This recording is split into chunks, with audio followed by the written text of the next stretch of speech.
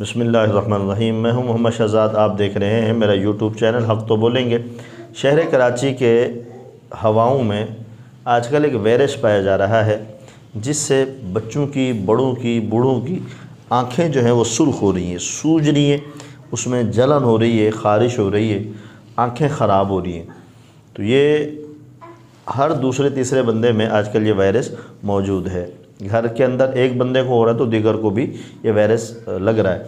تو اس کا روحانی علاج آپ سماعت فرمائیں کہ آپ اس میں 3 مرتبہ سورہ فاتحہ پڑھ کے پانی میں دم کیجئے، رات کو سونے سے پہلے اپنے ہاتھوں میں لے کر آنکھوں میں چھینٹا ماریے، آنکھوں میں پانی ڈالیے، اور اسی طرح سے جب صبح اٹھیں تو صبح اٹھ کر بھی سب سے پہلے اپنی آنکھوں میں پانی کا چھینٹا مارنا ہے۔